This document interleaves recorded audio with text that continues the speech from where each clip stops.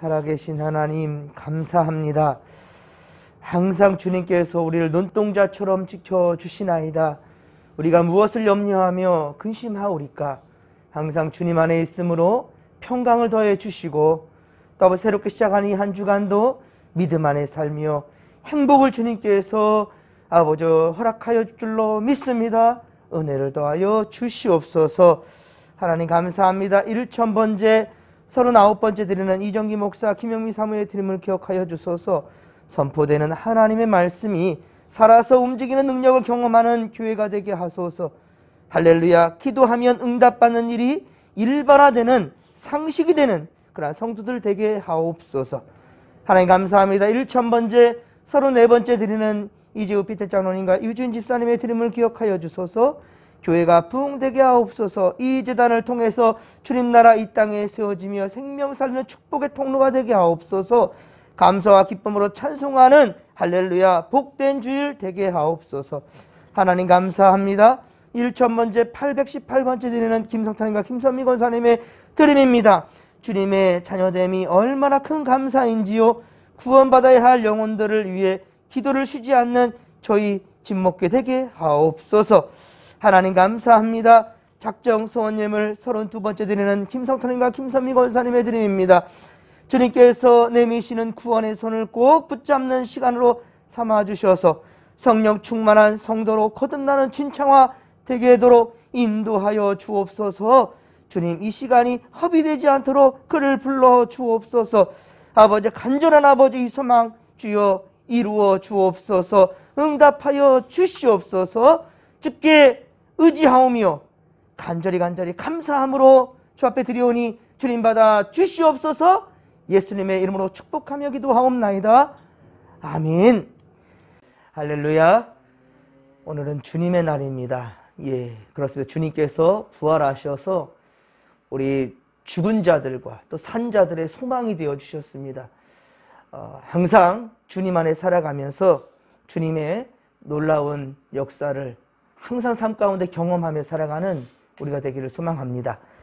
그의 한 주간의 첫날, 첫 시간이 바로 주님의 날이고요. 주님의 날 이 새벽부터 코람되어 하나님 앞에서 말씀과 기도로 시작하는 우리 집목회 모든 성도들 주의 이름으로 축복합니다.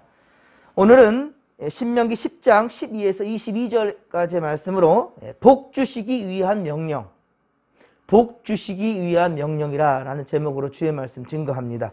그렇습니다. 하나님은요 우리에게 복을 주시며 평안과 행복을 그렇게 주시기를 원하며 그러한 인생 살기를 주님은 원하십니다. 하나님은 우리에게 요구하시는 명령의 궁극적인 목적이 바로 그렇습니다. 우리를 억압하고 힘들게 하기 위해서 이 명령들을 주는 것이 아니라 이렇게 명령 주시는 것으로 말미암아 이것을 잘 이행함으로 말미암아 우리에게 평안과 복을 행복을 주시기 위한 그러한 명령이다 하는 거예요. 함께 12절과 13절 오늘 중요한 또 메시지인데요. 12절과 13절을 자 우리 다시 한번 읽겠습니다.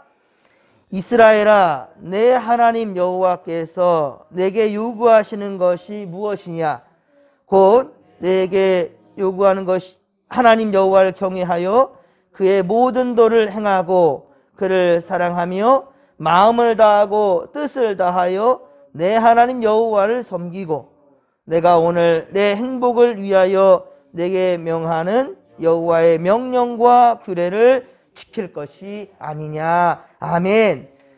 하나님은요 복을 주시기 위해서 행복한 인생들이 되도록 우리에게 하나님의 법을 따르고 그리고 온 마음과 뜻을 다해서 여호와 하나님을 사랑하라 라고 명하신 것입니다.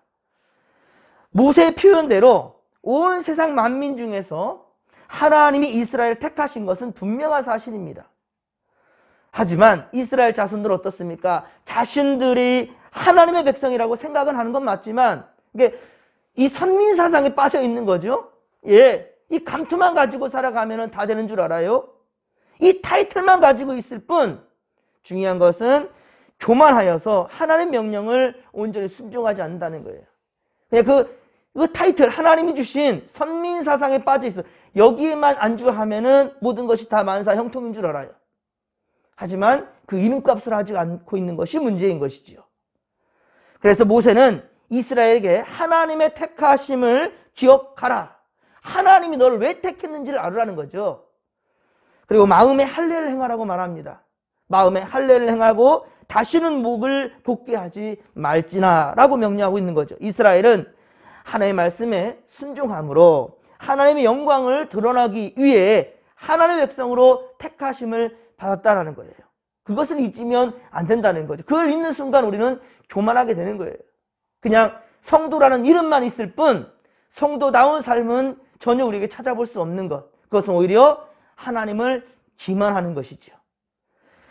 우리도 많은 사람들 중에서 하나님의 은혜로 택하심을 받았습니다. 세례를 통해 하나님의 백성이 되었죠. 그리고 성도로 부르심을 받았습니다. 그리고 하나님 우리에게 집사요, 권사요, 장로요, 목사요, 예, 교사요, 성가대원이요. 예, 정말로 주님께서 우리에게 많은 직분들을 주시고 또한 그에 맞는 달란트들도 주었단 말입니다. 하지만 이것을 아버지 영광을 위해 쓰지 않는 거예요. 그냥 감투만 가지고 살아가는 거죠. 하지만 이러한 직분들은 교회를 섬기고 세상을 섬기라고 주신 사명입니다. 예, 대우받으라고 주신 감투나 지위가 아니란 말입니다. 대접받으라고 주신 것이 아니라 세상을 위해 섬기라고 주신 직분이라는 거예요. 그런데 사람들은 이런 표지만으로 하나님의 백성이 되는 줄로 착각하고 있다는 말이죠. 여러분, 하나님의 백성은 궁극적으로 하나님의 말씀에 순종하는 사람들입니다. 우리가 그리스도인이다 라고 하는 것은 그리스도인이다, 그리스도의 사람이라는 거예요. 무엇을 우리가 보일 수 있겠습니까? 우리의 행함을 통해서 보일 수 있는 거죠. 우리의 삶의 흔적을 통하여서 아, 저 사람이 예수 믿는 사람이구나. 우리가 진목교회 성도를 한다면 진목교회에서 따르는 질서를 따르는 것이죠. 그리고 이 진목교회를 더 많이 사랑하는 것들이 삶 가운데 나타나야 되는 것이죠. 저는 상당히 긴장할 때가, 왜냐하면 제가 섬겼던 교회들이 상당히 많았거든요. 몸이 아파서 그때마다 교회를 또 옮겨야 되고 멈추는 이런 멈춤의 순간들이 참 많았어요. 자, 그런데 교회를 옮길 때마다 처음에는 되게 부끄럽고 창피했는데 나중에 생각해 보니까 아, 내가 그만큼 이 교회를 사랑한 거구나 라는 생각을 할 때가 있어요. 사실 목사님들이 이렇게 새로 바뀌게 되면 성도님들이 항상 그러잖아요. 예를 들면 이 진목교회 성도로, 이 진목교회 담임 목사로 왔는데 기도할 때 주여! 죄송합니다만 지금만 우리 평택교회를 사랑하여 주시고 우리 평택교회에서 이렇게 얘기할 때가 있잖아요. 제 직전에 있었던 교회. 여러분들 그런 경험 없겠죠. 우리 진목교회 그냥 뼈를 묻고 살아가는 여러분들이니까. 근데 항상 기도할 때마다 교회를 성도들을 위해서 기도하다 보니 그것이 교회를 옮겨갈 때에도 그 교회를 위해서 특히나 대표 기도를 할 때 말입니다. 이럴 때 툭 나올 때 상당히 무한할 때가 있어요. 근데 또 한편으로 생각한다면 그렇지, 내가 이만큼 사랑했었지. 합리화시키는 게 아니라 그리고 그래, 하나님 그 사랑이 그대로 여기에 뿌리내릴 수 있도록 도와주시고 그 열매를 맺게 하여 주옵소서. 이렇게 기도할 때가 있어요. 많은 목사님들이 긴장한다는 거예요. 근데 그것은 나쁜 것이 아니라 그만큼이나 입에 올라있다라는 것이지요. 여러분, 우리가 진목교회 성도를 한다면 언제든지 진목교회에 대한 프라이드를 가져야 된다. 할렐루야. 자부심과 긍지를 가져야 된다는 거예요. 누구 앞에 당당하게. 그리고 불신자들 앞에서는 내가 예수 믿는 사람이라는 그러한 프라이드, 자신감. 여러분, 항상 그렇게 가져가면서 우리가 하나님의 영광을 드러내야 된다는 것이지요. 반대로 본다면 우리가 실수하는 것들은 다 그것이 아버지의 영광을 가리우게 된다는 것이지요. 우리가 분별 없이 행동하는 것들 때문에 지금 코로나 이 사태에 얼마나 교회가 욕을 먹고 있습니까? 세상에 존경받아야 될 목사님들이, 세상에 정말로 인정받아야 될 성도들이 우리 세상에 민폐가 되고 있다는 것은 너무 안타까운 거예요. 그러면서도 불구하고 회개할 줄 몰라요. 뭘 잘못했는지를 몰라요. 여러분들 알아야 됩니다. 왜 하나님이 우리를 택했는지, 우리를 왜 세우셨는지, 우리 진목교회가 이 지역에 왜 세워졌는지, 이를 위해서 우리가 얼마나 사랑하고 있는지, 얼마나 믿음의 그 발걸음을 걸어가고 있는지 여러분들 분명히 우리는 알아야 됩니다. 특별히 오늘 주님의 날이에요. 이 날만큼은 더욱더 우리가 깊이 있게 묵상하고 생각하는 그런 우리가 된다는 것입니다. 그렇습니다. 우리에게 주신 직분은 바로 세상을 섬기라고 주신 직분이라는 거예요. 대우받으라고 주신 감투나 지위가 아니란 말입니다. 여러분, 하나님의 백성은 궁극적으로 하나님의 말씀에 그래서 순종하는 사람들이다라는 것이죠. 전심으로 하나님을 사랑한다 한다면, 전심으로 하나님을 사랑한다면 하나님의 말씀에 기쁘게 순종해야 되는 거예요. 순종. 그렇습니다. 외적 표지가 다가 아니랍니다. 외적 표시가 아니라 순종하는 바로 우리의 마음이 있었다는 거예요. 그래서 겉으로 할례 받는 것이 아니라 마음의 할례를 받아라라고 주님 말씀하셨다는 거예요. 모세는 정의를 행함으로 하나님을 사랑하라라고 또한 명합니다. 오늘 17, 18절에 보면 뇌물을 받지 말라는 거예요. 이것은 바로 재판을 왜곡하지 말라는 거예요. 정의대로 말하는 거예요. 거짓 증거하지 말라는 거예요. 이웃들에 대해서 거짓 증거하지 말라. 있는 대로 말하는 거예요. 있는 대로. 코람데오죠. 그게 바로 정직한 믿음입니다. 또한 고아와 과부를 돌보고 나그네를 사랑하라라고 그렇게 가르칩니다. 이스라엘에게 제사법이 제정되기 전부터 하나님은 제사보다 바로 순정과 인애를 요구하셨습니다. 예수님도 유대인들에게 그들이 만든 유전이 아니라 사랑의 법을 따르고 행할 것을 그렇게 명하셨단 말입니다. 예물을 제단에 드리다가도 형제에게 원망 들을 만한 그러한 일이 생각나거든 어떻게 하라고요? 예물을 그 제단에 두고 먼저 가서 그 형제와 화해하고 와서 그 후에야 이 예물을 드리라는 거예요. 그러니까 우리가 예배하는 그 순간 매우 중요한 순간이지 않습니까? 하지만 예배를 드리는 그 성도라 한다면 이웃들과 항상 화평을 이루어야 되는 것일진데 하나님을 사랑한다면서도 이웃을 사랑하지 못하는 것, 용서해 주지 못하는 것, 마음을 품어주지 못하는 것은 이것은 거짓된 신앙이라는 것이지요. 예, 그렇습니다. 요한일서 4장 20절의 말씀이죠. 요한일서 4장 20절에 보면 누구든지 하나님을 사랑하고 하노라 하고 그 형제를 미워하면 이는 거짓말하는 자니 보는 바 그 형제를 사랑하지 아니하는 자는 보지 못하는 바 하나님을 사랑할 수 없느니라. 아멘. 내 눈앞에 보이는 형제를 사랑하지 못하면서 눈앞에 보이지 않는 하나님을 사랑한다고요? 그건 새빨간 거짓말이라는 거죠. 눈에 보이는 형제를 먼저 사랑하는 것, 이 사랑 가운데에서 진정한 하나님을 사랑할 수 있는 그러한 열매들이 있을 수 있다는 거예요. 하나님 사랑은 곧 이웃사랑이다 라는 것이죠. 내가 사랑할 수 있는 사람만 사랑하고, 내가 사랑할 수 있는, 내가 좋아하는 사람들만 좋아하고 사랑하고, 내가 사랑할 수 있는 조건만 원한다면 이런 여건을 네가 갖춰야만 내가 너를 사랑할 수 있겠다 라고 말하는 것은 진정한 사랑이 아니고요, 하나님의 공의를 왜곡하는 것이라는 권하는 거예요. 하나님은 당신의 백성에게서 외모나 조건이 아닌 바로 하나님의 공의를 따를 것을 요구하고 있기 때문입니다. 그리고 공의를 위해서라면 손해도, 내게 좀 손해보는 것도 감수해낼 수 있는 것이 진정한 그리스도인이라는 거죠. 주님은 그냥 그런 자들을 내버려 두지 않는다는 거예요. 예, 오히려 손해를 감수하면서라도 공의를 위하고 정의를 위하는 그러한 성도들을 주님께서는 반드시 눈동자처럼 지켜보아하실 것이고 그들에게 복을 주신다는 거예요. 20절에 보면 모세는 이스라엘 자손에게 여호와 하나님을 경외하고 섬기고 의지하며 하나님의 이름으로 맹세하라고 그렇게 명하십니다.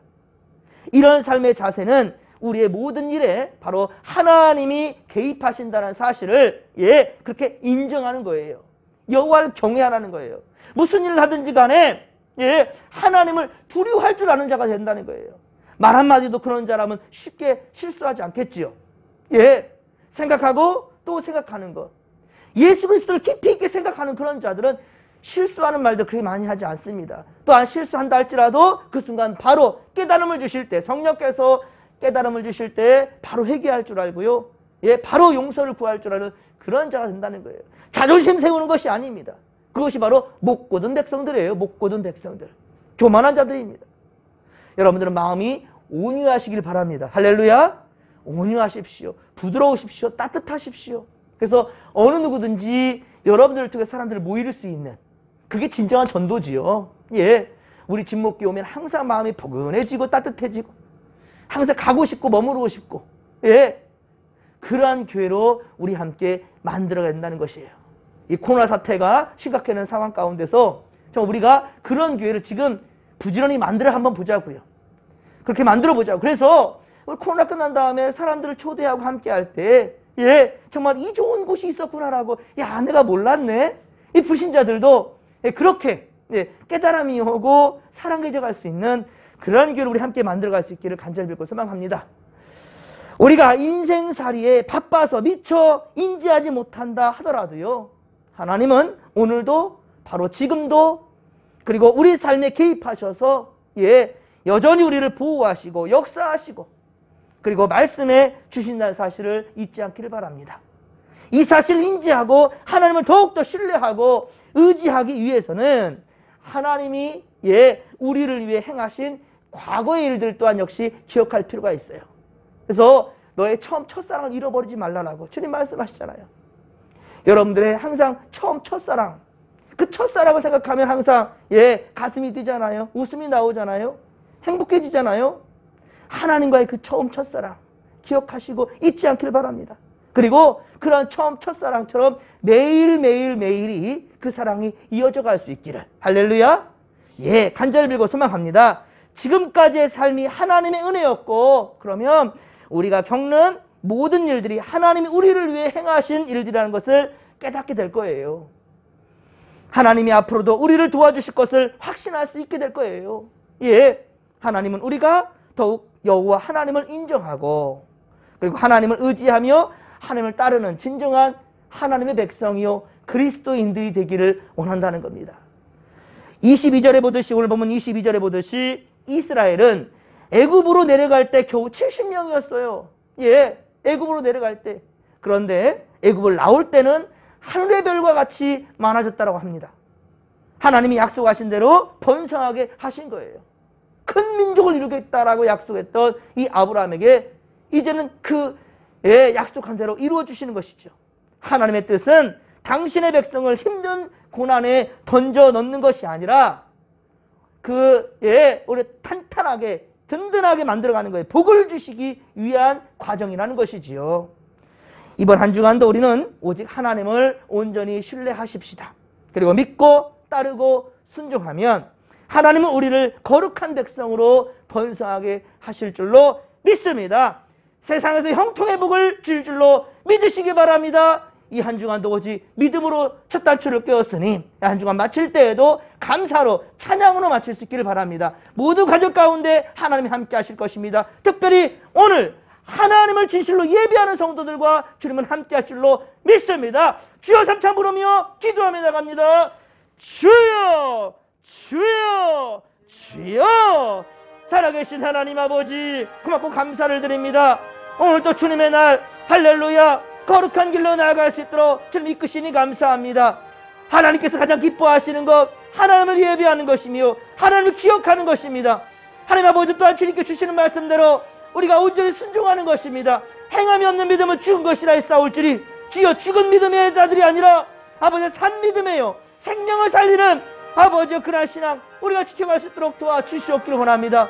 하나님 함께 하소서. 오늘도 아버지를 진실로 예배하는 우리 진목교 성도들 다 되게 하여 주옵소서. 그리스도인이라, 그렇다면 주님의 말씀에 순종해야 되는 하나님 아버지 그런 사명이